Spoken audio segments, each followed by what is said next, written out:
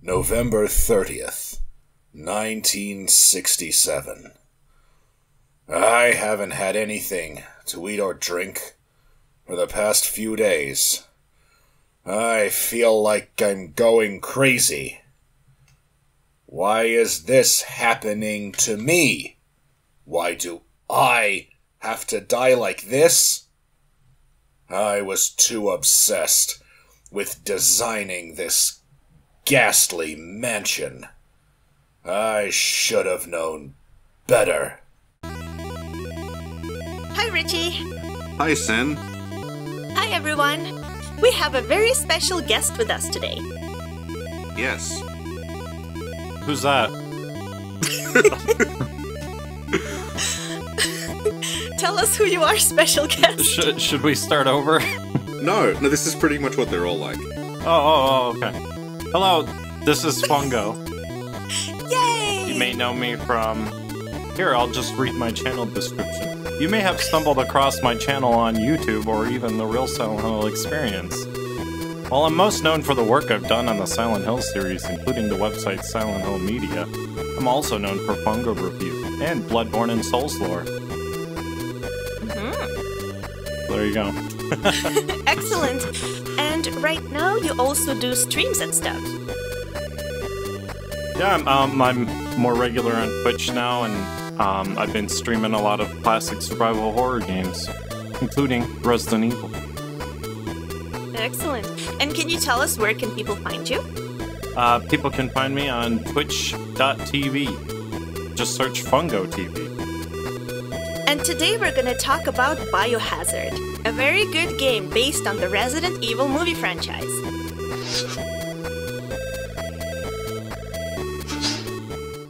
Fungo, tell us about your first experience with Resident Evil. Well, it was the first PlayStation game I ever played. It was the very first. So when I got it, I actually bought it long before I even got my original PlayStation. So I had it and I held on to it for like a year, hoping that one birthday or one Christmas I was going to get a PlayStation so that I could finally play it. Aww. That is the most beautiful story I've heard in my life. And I got that along with Tomb Raiders, so I got both those games. And I didn't know, because both of them were extremely hyped. And, you know, of course, they spurned a whole bunch of movies and sequels. So there was something great about them. Yeah. Richie, what about you? What was your first experience with Resident Evil? My first experience with Resident Evil was reading about it in Nintendo magazines, who were trying to pretend it wasn't going to be a big deal. Oh. So they're downplaying it, like, it's not going to be anything great. Yeah, because it was a very early PlayStation 1 game, and it was sort of being hyped up around the time of the release. And, like, at this point in time, the success of the PlayStation was not, like, a foregone conclusion, because Sony hadn't made a console before. Yeah, and the PlayStation really proved itself to be a mature console at that point. Yeah, and, The reason it was such a showcase game was that it did things that the Nintendo 64, like, could not do. Specifically, the use of pre-recorded audio and video sequences, because it was on CD. So it had this massive storage space where it could hold all that stuff. And Nintendo agrees that CD-ROM format is better than the ROM cartridge format. Well, they do now. They agree now. They learned their lesson, yeah. There was actually a port of Resident Evil 2 to the Nintendo 64, but at the time that seemed like this could not possibly happen. Last night, I actually went through some old Nintendo magazines looking for Resident Evil coverage, and I found an issue of a magazine called Super Play, where they sort of, like, they post a screenshot of one of the hallways, and they sort of add this sarcastic caption about how the PlayStation has the graphical power to render wallpaper. Ooh, shade. That sounds like a good insult I should use in the future. Yeah, but can your console render wallpaper? And, like, ironically, it did a better job of wallpaper than the Nintendo 64 did, because that had a tiny, tiny texture memory, and it had to stretch these tiny textures out over whole hallways, whereas Resident Evil could do whatever it wanted, because it was a static image. I want to diffuse the argument that Resident Evil turned out the way it did because of technical limitations. That's not entirely it. And I hate when people say that as in it's an archaic kind of you know, they're trying to say, oh, it's archaic, you know, fixed camera angles wouldn't work today, and the pre-rendered environments were only made because of technical limitations. And no, that is what they decided to go with. That was their vision. Mm. And maybe it was technical limitations, maybe it wasn't, but you know, those limitations are what made it the iconic, memorable experience it was. Like, I can talk about that aspect of it because I, like, looked into the history of it. Oh, you did? Yeah, so we're going to have some knowledge dump on us. So initially they wanted Resident Evil to be entirely 3D and in first person. During development, they played a PC game called Alone in the Dark. We played Resident Evil Survivors, so we know what a first-person Resident Evil could be. Mm. And it didn't end up being all too great, so I'm glad they went with what they did. And at the time, there were already way too many first-person games, and they would have just fallen into obscurity. It's the fixed camera angles in the new presentation that you haven't seen before that made it so memorable. Yeah, very it helped with the cinematic kind of feeling they were going for. Yeah, they were going for, like, Shinji Mikami said that he wanted to make it like a movie that you're playing. Yeah, so you had these expressionist camera angles that they would use to, like, obscure enemies and things. You would hear things and sort of moving off camera, but wouldn't be able to see them. Yeah, that was terrifying. I was startled every single time I saw something across the corner. And that's the whole point. It's supposed to be like the fear of the unknown, and the fixed camera angles were supposed to obscure, you know, parts of the environment, to give you that unease, that unsettling feeling, because you can hear the enemies off screen, and that's what makes it so terrifying. It relied a lot on audio. Yeah, the audio was just as startling as the visuals, at least in the... Well, when you hear a monster making sounds off screen, you don't know how to react because you don't know what you're going to confront sometimes. You don't know what it is you're going to have to deal with. Yeah. Until you got more familiar with the sounds the enemies make. But that's the case with a lot of games. Once you become familiar with it, the horror dies. And that's why they wanted to mix things up for the second game. Because they did, you know, everyone was used to zombies. So they brought in the liquor. Mm. To mix things up. And the idea of getting familiar with it is kind of how the game got its longevity. Because the game is about, like, 3-4 hours long. But the way that they keep you coming back is every time you beat it, it grades you. From, I think it's like D to A. Based on how long it took you and how much damage you took, how much ammunition you used. So it encouraged you to play it and then play it through again and just keep refining, like, your playthrough of it, so it became, like, more and more efficient, and you would gradually unlock new stuff as you played it. Which is something that, like, they built on with the later ones as well. They added a thing called Mercenary Mode in 3, where you would actually get points when you played it, and then you could use the points in between playthroughs to buy stuff. So they thought long and hard about replayability in the originals. Yeah. Which is something they don't... Well, they did do with the Resident Evil 2 remake, but they don't... before that, like with Resident Evil 6 and stuff, they didn't really focus on it. No. The rewards that you got in these games, they're things that, like, today they would be DLC. They were things like alternate costumes. Yep. Yeah.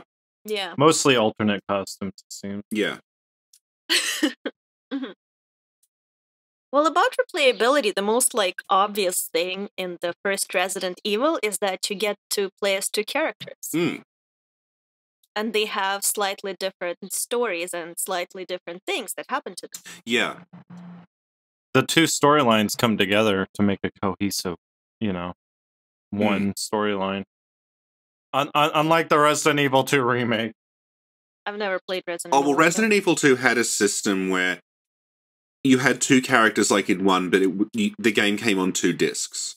It was 1 disc per character. And depending on the order, you could play the discs in either order. So depending on who you played first and who you played second, different things would happen. And it would carry over, like, if you took items as one character, they wouldn't be there the second time. So you had to sort of plan ahead. Yeah, they thought about that stuff. Yeah. That way you had to sacrifice something for the second character. So you had to actually think about, what do I really need on this playthrough versus what do you think I would need for my next playthrough as a different character. Yeah. You have to think about those things.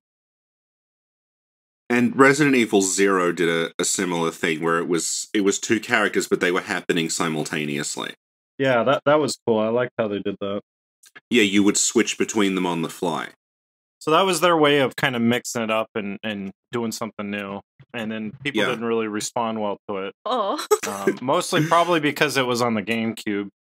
That probably didn't help it. Also, they stressed item management in Zero more than ever before.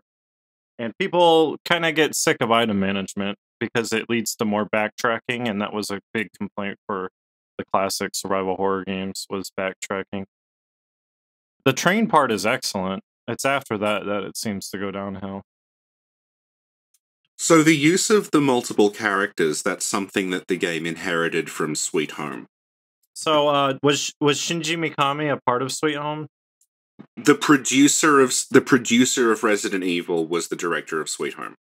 Oh, okay. Because Sweet Home was an NES game, so it's like very, very early on. So in a way, they wanted to make a Sweet Home for the next generation system. Yeah, yeah. The director of Sweet Home was Takara Fujiwara, who produced Resident Evil. Right. Sweet Home it's a very, very odd game that actually, if you play it now, it feels weirdly modern. It feels like the way that people used RPG Maker to make, like, short horror games, even though it's not really designed for that. So it feels like an RPG Maker game? It feels like an RPG Maker horror game, but it was like a commercial release in 1989. It was on the Nintendo? Yeah. Yeah, it's a Famicom... It's a survival horror RPG, where you play as 5 characters trapped in a mansion. And you can form the characters into parties, and also you can just switch between them individually. And the thing it inherits from that specifically is that each character has one specific item that changes the way they progress, and 2 of those items are a lockpick and a lighter, like in Resident Evil. And it is a straight up, like, Dragon Warrior RPG. You have random encounters with zombies that you fight through menus. And you like level up and you have magic points and stuff. It's a very, very odd sort of hybrid. And Sweet Home is based on a movie, also called Sweet Home. It was a Japanese horror movie, and they came out at the same time. It was like a cross-promotional thing. Did they have to get license rights? Yeah, this is why Resident Evil is Resident Evil. Because by the time the PlayStation 1 came around and they had the idea to kind of revisit Sweet Home and do it over, they obviously didn't have the rights to the Sweet Home movie anymore. So they built Resident Evil kind of as like off-brand Sweet Home. But then it mutated into its own thing, kind of fittingly. And Sweet Home, like, the major difference is that Sweet Home is a directly, like, supernatural horror movie. It is all ghosts, and, like, the antagonist is just, like, a ghost who ends up being exorcised, and in the video game, like, you have a sort of magic point system called prey points, where you, like, stockpile the ability to prey, and then you use that to make the ghosts disappear. Whereas Resident Evil, obviously, it goes for a more, like, science, like, mad scientist kind of story, like body horror, secret labs thing, rather than ghosts. And yeah, Resident Evil did start off as a straightforwardly, like... I think I heard that Resident Evil was going to be the same kind of plot originally. Yeah, it started off as ghosts in a haunted house. And it sort of developed from there, the whole Umbrella Corporation thing. And that's, I think, why, like, it starts off in a mansion and then there's a lab underneath it. I think that might be a legacy of that. Mm-hmm. But I remember they always wanted zombies, didn't they? So they were going to be like zombie ghosts. Yeah, yeah. That sounds terrifying. They're just going to be like a Conjuring. They're ghosts, but they look like dead people, I guess. Yeah. And at this point, it was going to be a first-person adventure game. I don't know if it was a first-person shooter necessarily, but it was going to be in first person. And then they got the idea for the 3D models over 2D backgrounds from the game Alone in the Dark. Oh, they did get the idea from... apparently, like, yeah, I read this very recently, because apparently there was something where, like, Mikami was being told, don't mention Alone in the Dark when we're promoting this at the time. But then, more recently, he's been open about, yeah, we got that from Alone in the Dark. Okay. Yeah. Yeah, they never talked about it back then. Yeah, yeah. And, ironically, like, they would later reboot Alone in the Dark and rip off Resident Evil to do it. So... They've come full circle. Yeah, yeah. Well, Resident Evil 7 went back to their original concept of first person. Yeah, yeah. And it didn't turn out too bad. Yeah. No, it's excellent. You streamed Resident Evil 7 recently as well. It was terrifying. Yeah, it's pretty scary. First couple times you go through it, it definitely is pretty scary. Once you get used to any game, though, the horror dies. And, like, 7 is interesting because you can see that throughout the series, they just periodically reboot it. Resident Evil 7 was like a soft reboot. Well, actually, I feel like Resident Evil 2 Remake was more of a soft reboot. In the gameplay mechanic concepts. Yeah, yeah. Because you go from, like, 1 to 3 Code Veronica. All kind of recognizably the same setup. Yeah, and Code Veronica was taking things a little bit further with the rendered environments. Yeah. Instead of being fixed camera angles, see, they could actually move the camera around with you, and that was kind of new. When they do 4, they sort of start over again, and 4 is it's like a third-person shooter. The story also changes. It becomes about this thing called Let's Plug Us. And then... and a cult. Yeah, and then you have 4, 5, 6... And then 7, again, will just start over. Now it's Texas Chainsaw Massacre. Well, for those people who haven't played Resident Evil 1, whether it's the original or the remake, can you just say the general story of the game? Richie? Oh, me. Okay. I specifically texted you and said, please summarize it in 10 words or less. Yeah. Go. Okay, Resident Evil. Story about a group of... What are they like? They're like a police special forces unit or something called STARS. Yeah. Who are sent to investigate a series of strange murders and disappearances in the forests around a North American city called Raccoon City. Right. Mm-hmm. When they arrive there, their helicopter is... when they arrive, they are attacked by strange monsters in the woods, and they take shelter in a mansion. Mm-hmm. Their helicopter is... they get abandoned by their helicopter, so they can't get out. And their game is about exploring this mansion and trying to get out and trying to find a way to signal for the helicopter to pick you up again. In the midst of exploring the mansion, they discover that it is filled with the undead. Oh my god. Yes, who it turns out are actually the result of a bioweapon that has been unleashed. It's a virus called the T-virus. And the mansion is actually the front for a bioweapons company called Umbrella. Then toward the very end, it is revealed that one of your own is a double agent working for Umbrella, and he set the whole thing up as the test for a strange Frankenstein's monster-esque thing that he's going to unleash. You defeat that and escape, and then the series just continues onward from there with sort of more and more different Umbrella viruses and more bioweapons being released.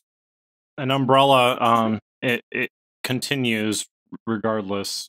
And we don't know, like, Umbrella's the secret dark shadow lurking in the darkness, basically. Yeah. Well, one interesting thing I noticed going over Resident Evil again is that the whole Umbrella Corporation aspect of the plot, it's like we take it for granted now, but it's really not brought in until the last, like, half to third of it. Like, you actually don't know what's happening. Earlier on, Sin joked about this game is called Biohazard and it's based on the Resident Evil movie. Biohazard is the name it had in Japan, and then when they brought it over to the West, they changed it to Resident Evil because they couldn't copyright the name Biohazard because it's just a word. Mhm. And the fact it's not called... you picked up this game and it was called Biohazard, even before all the Umbrella Corporation stuff was dropped on you, you would know that, okay, this is about a biohazard. These zombies are like, this is some sort of virus or like biological weapon. If you just pick up this thing called Resident Evil, if you like somehow forgot, if you were hit on the head with a mallet and you forgot everything you knew about it, it's entirely possible that you would think this was a haunted house, that this was actually like black magic and the undead. And it's the mystery that I like the most about Resident Evil. It was before you found out what was really happening. It's like, you know, what is the cause of all this? What is behind all this? It's constantly questioning until it gets to the end, and then you realize, you know, it was a bioweapon terrorist attack. You find that out later, and that build up to the mystery, to the conclusion, is what made it so interesting. Some would say like the first Matrix movie is kind of a similar experience, because you don't know what the Matrix is. It doesn't really go into explaining it too much. It's kind of building up the great big mystery of Zion and all that stuff. And then the second and third movies, you already know what that all is. It's more about, you already know what the mystery is. Now let's build up this giant crazy sci-fi fantasy film. Mm-hmm.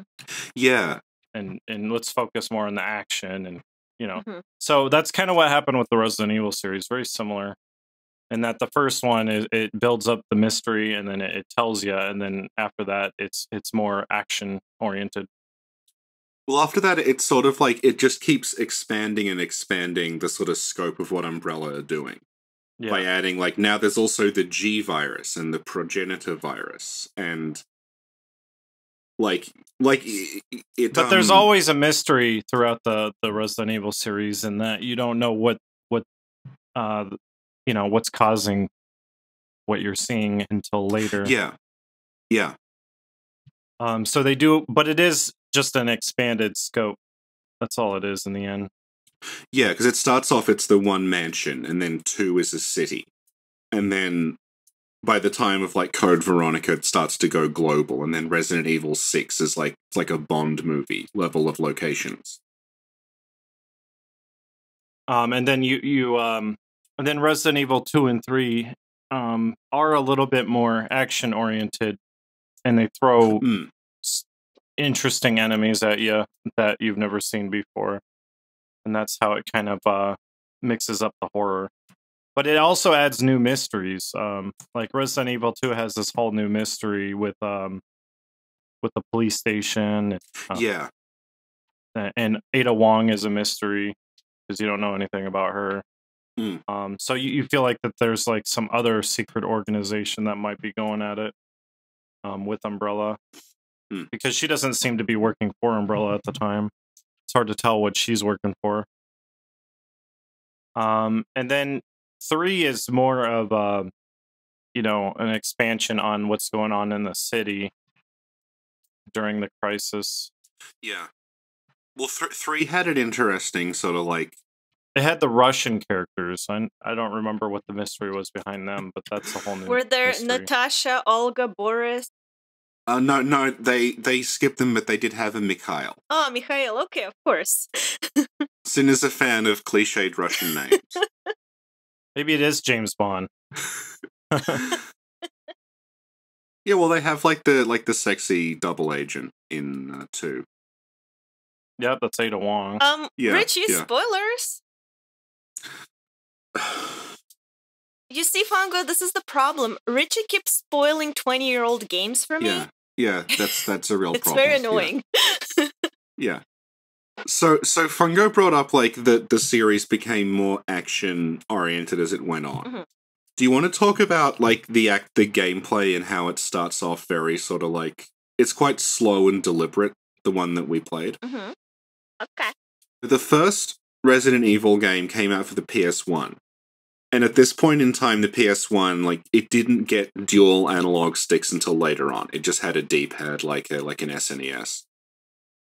So the way that you navigate a 3D environment is that you turn the character with left and right, and then forward and back. Up and down become forward and backward. So people call it tank controls, because it's sort of like you're steering the character rather than moving around in a 3D space. The game is designed around that to the point where, like, I mentioned that they ported Resident Evil 2 to the Nintendo 64, which did have analog controls. Mm-hmm. And that game with analog is incredibly easy, because you can just, like, weave through everything. Because you have such fine control. You do not have that on the PS1. Yeah, and the controls were part of the horror was that you didn't have, like, that ease of movement. Yeah. You had to actually turn the character. If you wanted to turn and run away... it's terrifying. They did add quick turn later on, which makes things a little bit easier, but you had to manually steer the character in 180 and then start running in the opposite direction if you wanted to get away from something. And it's the game is, like, it's designed around that, like the way that the enemies move very slowly. They're spaced pretty far apart. And most of the time, like, you can just sort of point at them and keep shooting, and they won't do anything. Like, the game is designed around those controls, and it works quite well in terms of, like, pacing and encounters. And a lot of the strategy is getting enough space and distance between you and the enemy. Mm-hmm. So you actually have to manually steer the character to another side of the room so that you can actually safely fire upon the enemy or leave. You decide. It's a fight or flight situation that you decide. Which makes the fast-moving enemies, like the crows and the dogs, like, significantly more dangerous. You kind of weigh the situation based on the enemy. So, say you're just dealing with a few crows that, you may want to stick around and shoot them out of the air, depending on what's in the room, what the items are that you have to get. Just based on the situation, you have to weigh in on it, and then you go based on the situation and the enemies that you're presented with. Mm-hmm. And that was a lot of the strategy in the originals. So, something about the version that we all played that people might not know is that the North American / European version, they deliberately made it harder so that people wouldn't rent it, beat it, and take it back. So they could promote their tip line, so you can call that 800 number. Yeah, the Japanese version has auto-aim. Like, you will lock onto targets in that, and they completely removed that. Oh my god. For the English release. And that's part of why the crows and dogs are so difficult, because in the original you would like snap to them if you pointed in their general direction. I remember that when Resident Evil 2 originally came out, people complained that it was too hard. So they made a whole new difficulty called the Arrange mode. And then they re-released it, like, not even a year later, probably about 8 months later, they re-released Resident Evil 2 with the new difficulty. Mm-hmm. Yeah. Because I guess it was mostly in Japan they had trouble getting through it, and they just wanted to enjoy the story. So but they did it. They did it because Capcom demanded it, not because the developers felt like it would go against their whole what is it, like, their intention. Yeah. Their intention was challenge and hardship and overcoming gratification through hardship.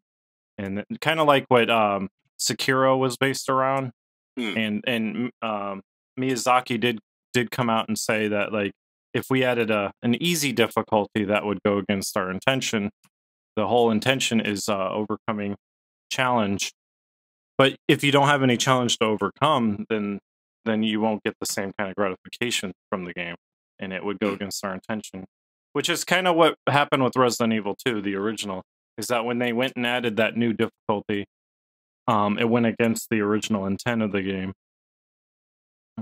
But they had to do it because Capcom wanted more sales, and because they did that, they actually did get more sales. So it did work. Yeah. And it ended up being one of the best-selling games in the franchise. The second one. 5 ended up being their best-selling one, actually. Huh. Strangely enough. Strangely enough? Was that shade, Fungo? Resident Evil 5, I don't know how, but it ended up being their best-selling one.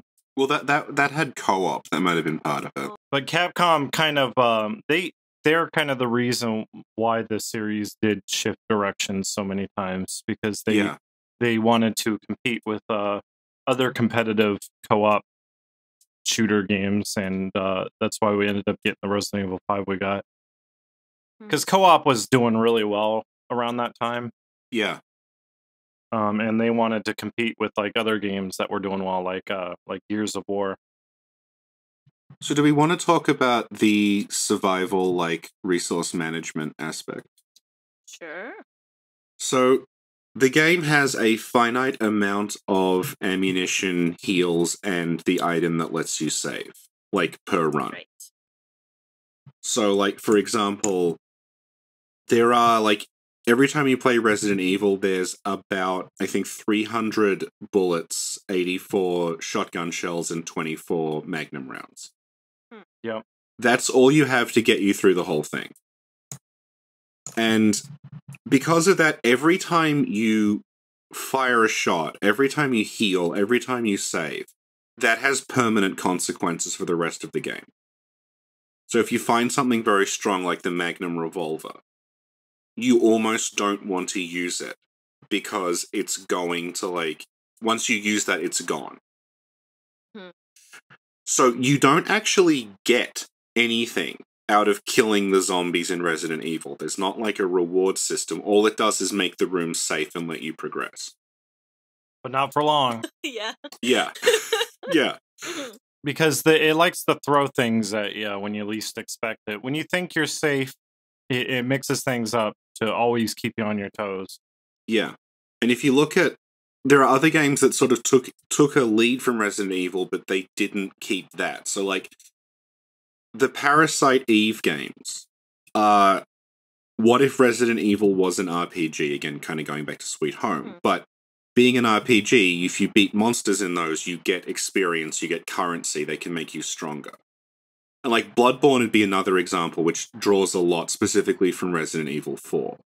But again, that's a game where when you kill things, like, there are random item drops, and you get these, like, blood echoes that level you up. In Resident Evil, like, when you encounter a monster, it's just a straight-up resource drain. So it encourages you to, like, maybe not necessarily just gun down everything you see. If you do that, you will run out of ammunition and die. Yeah, sometimes you have to sacrifice health to get past an enemy, and you have to really weigh the situation. You have to think about, okay, is there something I really need for progression past this enemy? Is it worth taking, the hit?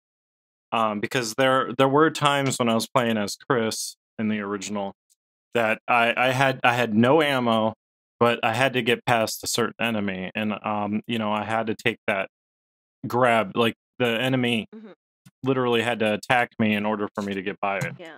And there's really no other way around it. You could use a knife all you want, but that's just going to get you in more trouble. And the hit points are done in an interesting way where you're not given a numeric representation of your health. You're not given a bar or anything. It just gives you either, like, fine, caution, or danger. Yeah. And it still calculates your health in a hit points kind of way. So you do have hit points. It's just not but you can't see them. Which makes adds it this extra which adds this extra layer of strategy and mystery. You don't know how much damage you've taken from a certain enemy. It's unpredictable. Yeah, in my case, it added an extra layer of anxiety. Yeah. It's like, you don't know. What if I'm about to die? I have no idea. Do I eat this plant? I don't know. I mean, you will find yourself, if you're not managing your resources correctly, you may find yourself in a situation where you're on caution and you have no ammo. Sometimes you have to get past an enemy and you have to get grabbed by it, and you may not know whether or not a grab from a zombie will kill you if you're on caution. Yeah. Sometimes it will, sometimes it won't. Yeah, because the caution state is pretty vague. Like, you can be on caution for a long time and be reasonably okay.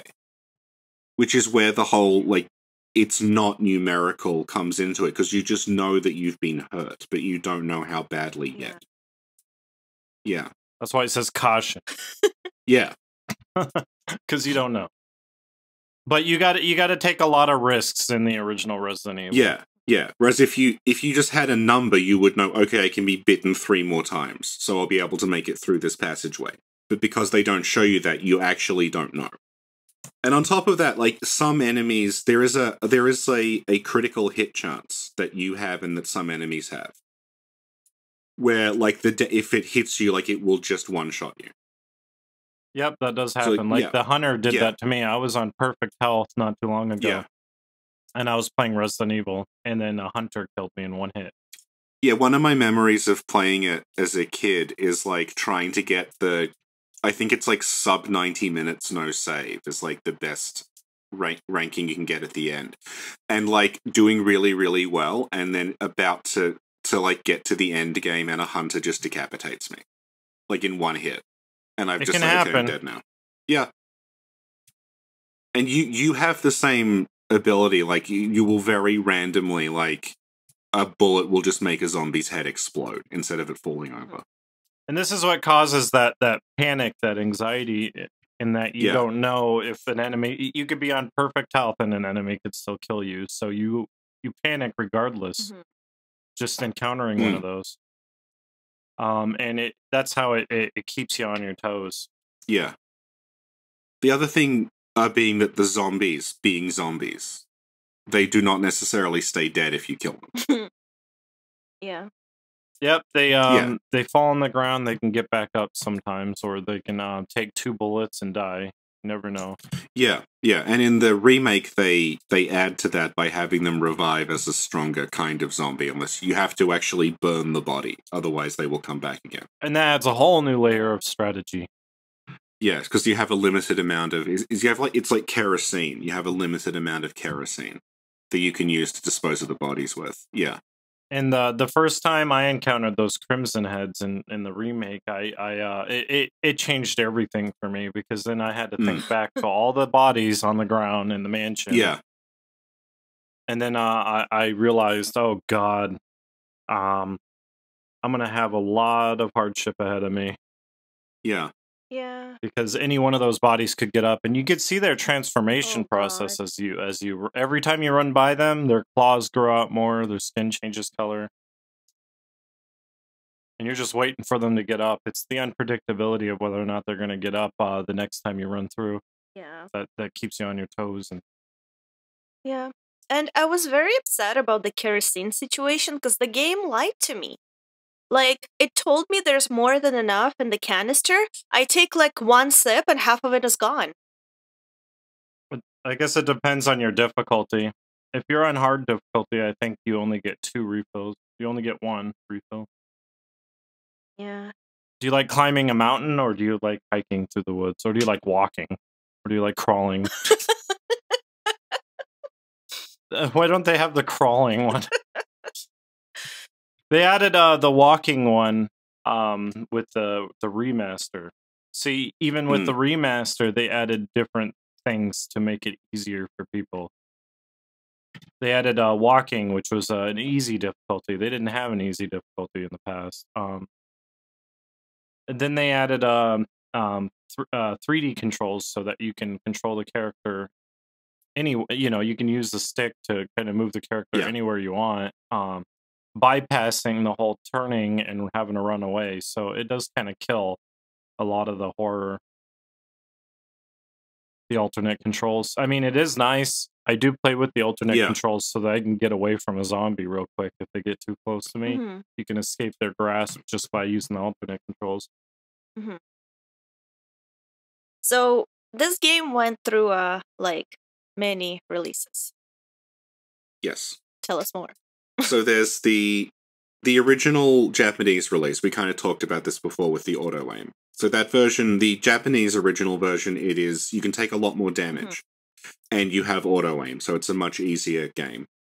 When they released it outside Japan, they got rid of the auto aim and they reduced your health pretty massively.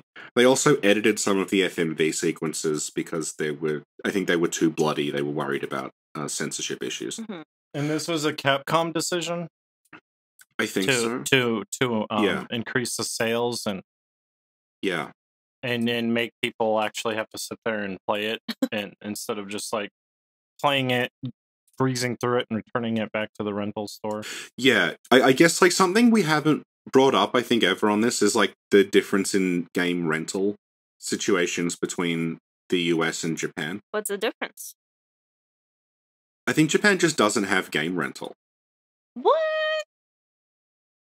I could be way off, but I'm pretty sure that like game rental just isn't really a thing in Japan, and that's why the games, like, when they would bring them over, this has been going on since the NES, like they would bring them over and then they would massively increase the difficulty to discourage like kids renting it and beating it and then not buying it. So if you play like the US releases of Japanese NES games, they will tend to like make the difficulty much, much harder in ways that like are kind of bullshit. Like they will get games where you had a health bar and make it one-hit deaths. And I think they realized later that people will buy a game if they like it enough. Yeah. So after that initial release, they released the director's cut. This is the director's cut stuff is all optional. This is the version you can get on PSN. So if you grab the director's cut, if you don't turn the director's cut stuff on, it is the same as the original game. And the director's cut stuff is they added optional like difficulty settings, they added different camera angles, and they brought the auto aim back, but it's optional. So you can play it like the original, or you can turn the auto aim on. Yeah. They then re-released it again. This was a Japan-only release where they made it compatible with the DualShock analog controller. So there's 3 versions of it on PS1. They also ported Isn't it to that the Saturn. amazing one with the amazing music? Oh, yeah, okay. Well, do you want to quickly talk about the music situation? Are you gonna spill some tea? Well, I think it was spilled, like, legally, some time ago, but the credited composer of Resident Evil didn't actually compose the music. What a twist. Yeah, it was their like assistant did it, like ghost wrote the music. Yeah, I think it was for a specific Resident Evil release, right? The first one, yeah. Yeah, and it gets worse because from what I read is that he claimed that he was deaf and he was like dubbed the digital age Beethoven. But like really? He was deaf? Yeah, he claimed he was deaf. Or did he just make that excuse? Well, he said he was deaf. He said he was. However, during an interview in like 2013, there was doubt because the interviewer noticed, when he was interviewed at his home, the interviewer noticed that he would also like stand up to answer the doorbell. Yeah, and then the next year it turned out that the work he's been credited for the past like 18 years was written by someone else. So the person taking the credit for the music wasn't really the musician? The composer, yeah, did not actually write the music for the game. So, as well as those 3 releases, it was also ported to Saturn, PC, and then the DS. There was also an abortive attempt to port this to the Game Boy Color, which I showed Sin and she didn't believe was real. I thought it was a joke. And she said, who made this? She thought it was like a fan project, but no, there is it's floating around and it's playable. Resident Evil Game Boy Color port that does like attempt to recreate this game exactly, like the same camera angles, the same kind of movement. I think I've heard of it. Yeah, you have these incredibly, like, it's the same angles, like, they recreate them, and then you have these, like, kind of awkwardly scaling and, like, shifting characters moving around them. And it's pretty impressive from a technical standpoint, but, like, I don't think anyone would have liked it if it had come out, because it's quite hideous to actually look at. It may have turned into, like, an instant classic, like The Room or something, you know? Well, it reminds me a bit of the SNES port of Doom, where it's like, this is really impressive. I don't know why anyone would play this, but it's very impressive that you did it. And then it finally got a, like, modern remake for the GameCube. And the version that you played that we're calling, like, remake, that is an HD remaster of the GameCube remake, which you can get on modern consoles. Yeah. Yes, and that we talked a little bit before about the story getting more and more, like, elaborate as it went on. So the what the remake does is it takes all that into consideration, and it, like, goes back and sort of, like, lays the groundwork for the rest of the series in a more natural way in Resident Evil 1. Also adding new mystery. Yeah, setting up all the stuff about the different families competing over the different viruses, and it adds the Lisa Trevor. See, what it does that recaptures fans going back into the game is it adds that whole Lisa Trevor storyline to add a whole new mystery and a whole new areas that, you know, make it feel like a brand new game while essentially being the same game at the same time. Yeah. Well, Marionette actually had a question about that. Do you guys know a lot about the virus? Could you tell me how it evolved throughout the series? Oh, God. Quickly? Briefly? Generally? There's a lot of evolutions of it. No, because every single game they add, like, 3 new viruses. Okay. Like, there's, like, the T virus, and then Resident Evil 2 is the G virus. And then at one point they combined the T and G viruses to make the TG virus. And then there's, like, the progenitor virus. That's, like, where the T virus came from, but then there's also, like, parasite leech things that are unrelated, but they're connected to something else that were found. And it's just, like, basically the story behind Lisa Trevor is that she's a girl who they use as a test subject. Which is something they brought back for Resident Evil 7. Yeah. And there's something about her, like, biology that makes her, like, the perfect host for this virus in a way that other people aren't. And she essentially becomes immortal as a result of it. So she appears throughout the remake. She is very clearly modeled on Leatherface from Texas Chainsaw Massacre. She's got this, like, stitched together kind of like human skin kind of cloak and mask that she's wearing. Isn't she wearing her mom's face? Oh my God. She's wearing her mother's face, yeah. And she sort of stalks you throughout the game, and she can't be killed. Because she's constantly, like, healing and mutating because of this virus in her. And that is, like, it's something that they did this as early as 2, where the idea is that throughout the game, like, as well as the zombies, there is, like, a character who is stalking you. So in 2, it's Mr. X, and in 3, it's the Nemesis. Okay. The idea that, like, this thing is like, there's some, like, super enemy that is following you throughout stalking you. Thus, they do that with Lisa Trevor. And she becomes, like, an important part of the story, but they only added her in the remake. And she is actually very close to Sweet Home in some way. She's, like, the most Sweet Home thing in it, because in Sweet Home, you have a similar situation where there is this immortal, like, thing that can't be killed. It's like a ghost that's chasing you. And the way that you defeat her is that you reunite her with her lost child. And in Resident Evil, in the remake, the way that you defeat Lisa Trevor is you reunite her with her mother. And that sort of closes the loop, and she's, like, free and she dies. Okay, cool. And it does suggest that there were other girls that they were experimenting on too. Yeah. Well, at least one girl. I don't know if there were. It's like a family. That's why it's a mother. Oh, was it a family? Yeah. So it was her sister that we find out about. Possibly. I don't really remember. And then they talk about escaping together, but the sad part is that they never got around to it. Aww, No. that is sad. So, do you guys remember the voice acting from Resident Evil 1? Oh, Barry! That was too close. You were almost a Jill sandwich. You're right. Barry, thanks for saving my life. Yes. Oh, I loved it. It was so beautiful. I especially loved the live action parts.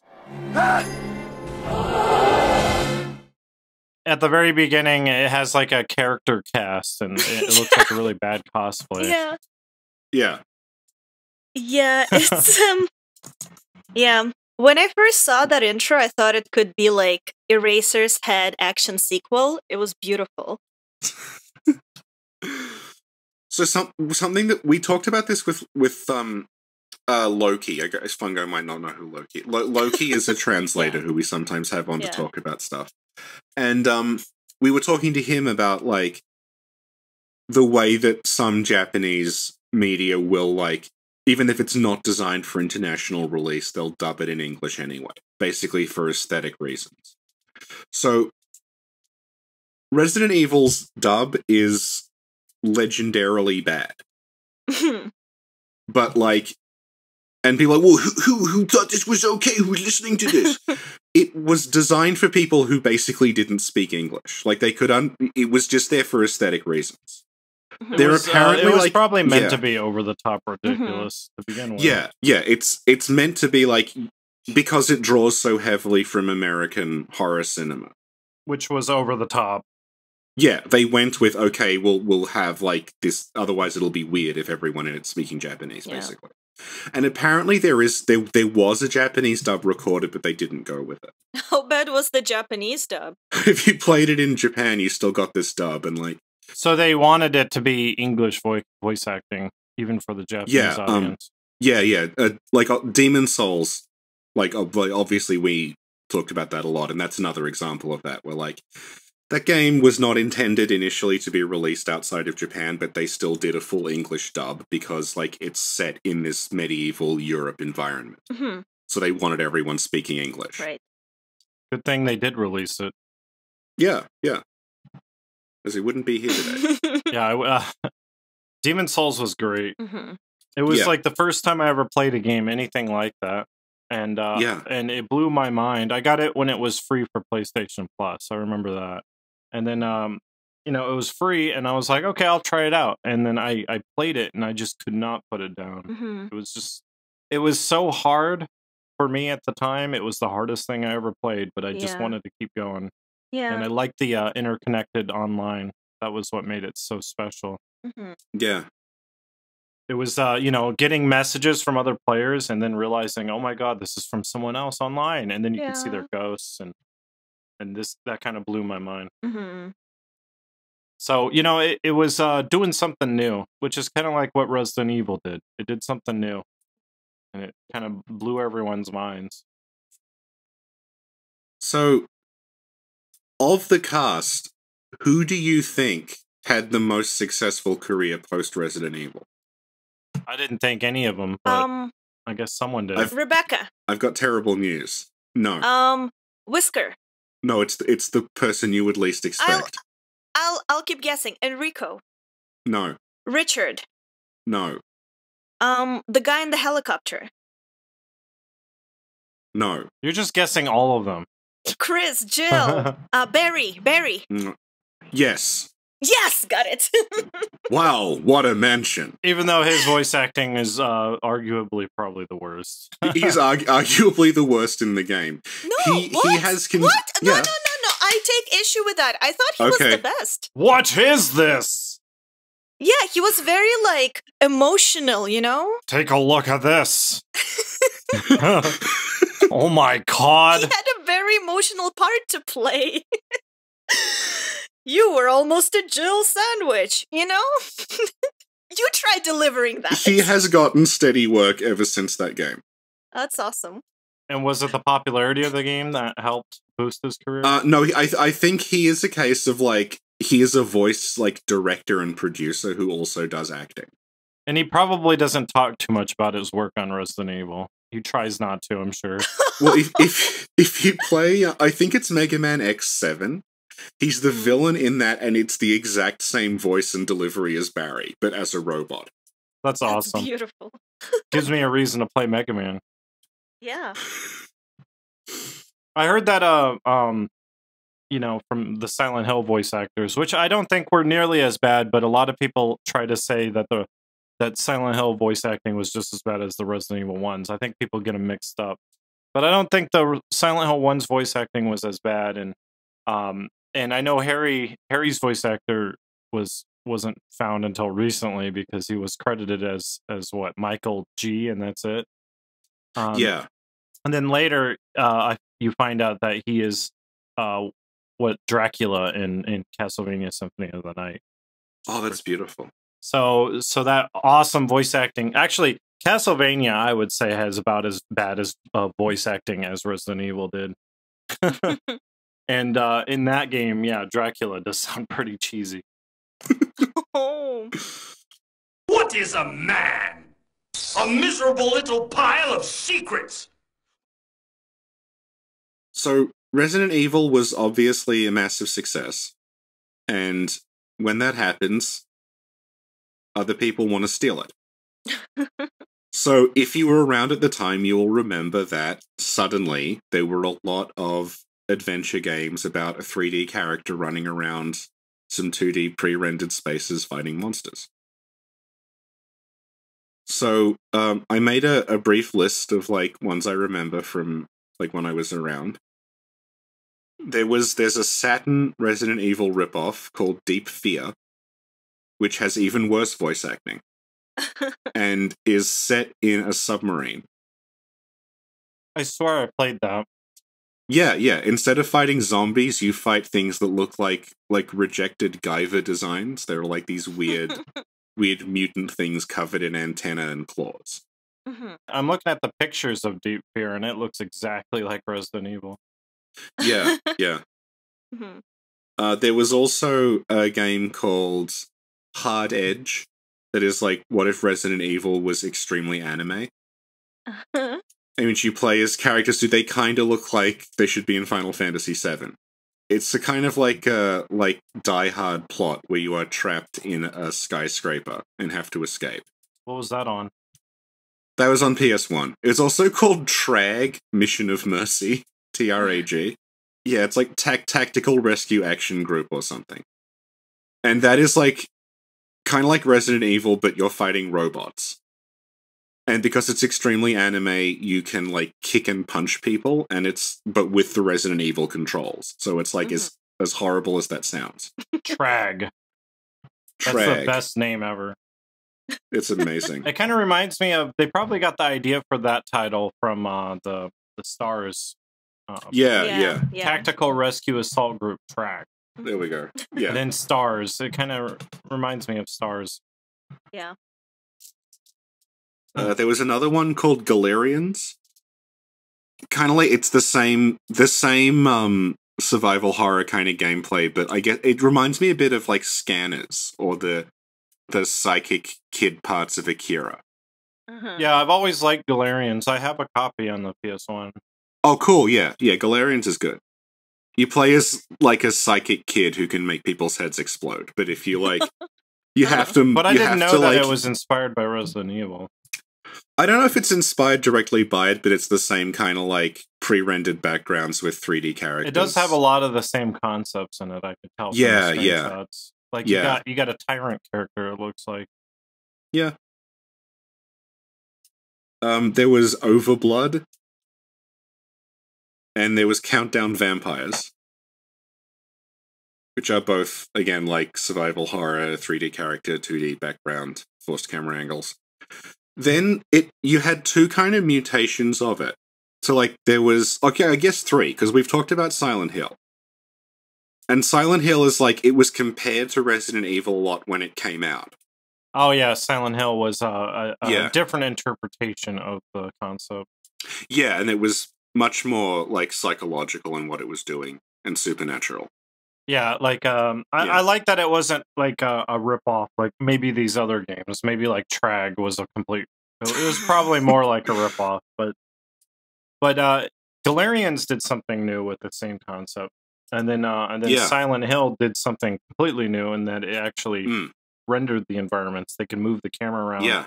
They could pan it. They could, you get that shot at the very beginning that's very iconic to Silent Hill. You got the that they kind of recreated in the movie. You could do that stuff with the rendered environments that you couldn't do with Resident Evil, and that's how they kind of evolved that gameplay style. And Capcom also did a series called Dino Crisis. Yeah, Dino Crisis, it was really good, and it was actually by Shinji Mikami who directed the first one.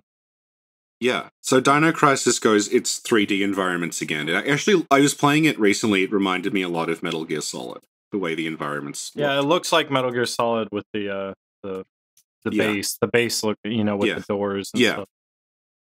And it uses the fact that you have like a 3D environment that the camera can move around freely to have more like action-based encounters. Mm-hmm. So the enemies in that, as the name suggests, are dinosaurs. So you're dealing with like very fast like velociraptor things, as opposed to zombies, which you can do now because hey, the camera can actually move, so I can see things down hallways and I can aim and stuff. Yeah. And the other one I thought of was the Parasite Eve games, which they're 3D over 2D, but they are RPGs. Weirdly, there's two of them. There's a third one called Third Birthday that I've never played, but like the first one is a straight up like turn-based combat thing. Parasite Eve is one of my favorite survival horror games. Yeah. Love it. And then two is basically back to the Resident Evil formula, but you have a magic menu. And you can throw fireballs and stuff. And like I mentioned that, that's an example of like, you're running into, it's a survival horror game, but it encourages you to seek out enemies. Like in Resident Evil, if there's a corridor you don't need to go down, you just don't go down it, because it's going to have enemies in it. In Parasite Eve, at least Parasite Eve 2, which is the one I played the most, because it came out here, Parasite Eve 1 didn't. You would get, like, experience points and, like, money for killing the monsters in that. So you would actively want to scour the map for, like, anything that was still alive and kill it, because you would get a bonus afterward. Yeah. And, yeah. And I guess, like, the final example would be Bloodborne, because the Forbidden Woods area in that is almost entirely stolen from Resident Evil 4. Thank you so much for coming, Fungo. Really appreciate it. No problem. And tell us again where people can find you. Find me on Twitch, Fungo TV. And on YouTube. And on YouTube, guys. Everyone knows that. And on Twitter. You can find me anywhere, probably. On planet Earth? I do exist on this planet, yeah. Well, thank you so much. Thank you, Fungo. Thank you, Richie. Thanks, everyone, for listening. And we'll see y'all next time. Bye. Bye-bye.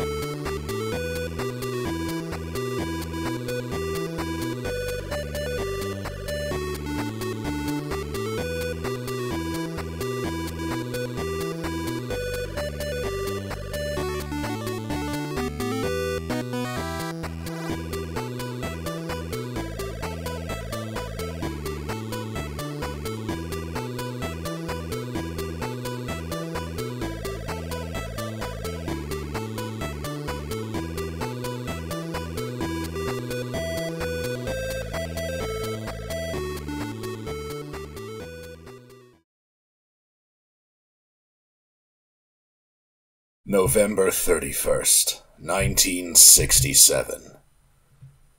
It was a dark and damp underground tunnel And another dead end.